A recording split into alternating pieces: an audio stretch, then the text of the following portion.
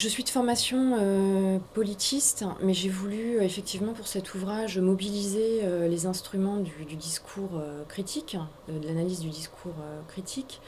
Je pensais que c'était intéressant dans la mesure aussi où dans la littérature francophone, sur le sujet de l'État islamique et sur la question du djihadisme plus largement, on a eu quelques ouvrages de déconstruction du discours, mais ça n'a pas été un effort systématique. Donc on a eu beaucoup plus de production récemment sur la question de la sociologie des combattants, leur profil, les raisons du passage à l'acte violent, autour du débat qui a fait couler beaucoup d'encre en France sur la question de la radicalisation, des radicalisations, les contours aussi de l'objet djihadiste qui ont donné lieu à de nombreux débats entre chercheurs.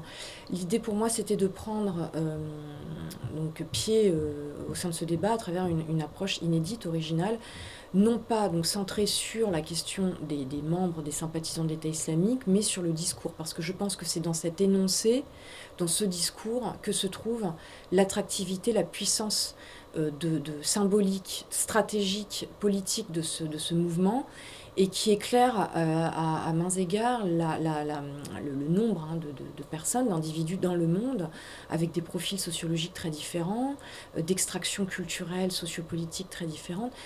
Cet énoncé éclaire la force, la puissance, le succès qui a été celui de l'État islamique entre 2014 et 2016.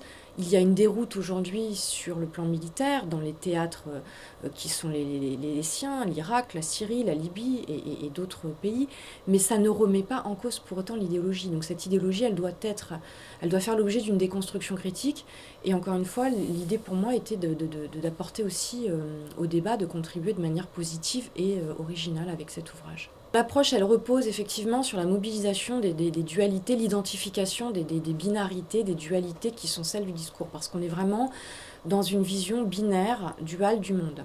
D'un côté l'État islamique, de l'autre le reste du monde. Donc les adversaires du groupe qui sont catégorisés de manière très minutieuse, les mécréants, les occidentaux, les chiites, les sunnites considérés apostates, donc ceux qui auraient supposément quitté l'islam, les hypocrites qui correspondent à une autre catégorie du lexique djihadiste. Les chrétiens, évidemment, on l'a vu avec les attentats qui ont touché les communautés chrétiennes au Moyen-Orient et très récemment encore en Égypte. Ils parlent dans l'un des numéros de leur magazine de propagande de l'extinction de la zone grise. La zone grise, pour eux, c'est cette zone de coexistence entre musulmans et non-musulmans.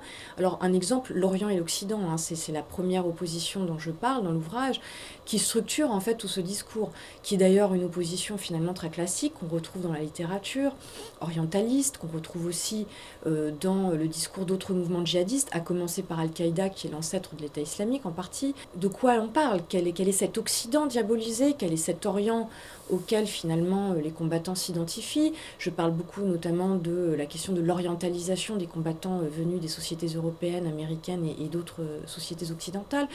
Donc dans une même volonté, encore une fois, d'altérisation, d'opposition radicale.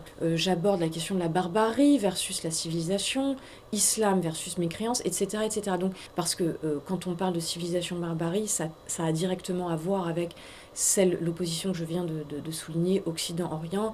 C'est directement lié aussi aux oppositions qui sont faites entre beau, laid, donc sur la question de l'esthétique, pur, impur, et puis je finis au-delà des oppositions qui sont mises en exergue.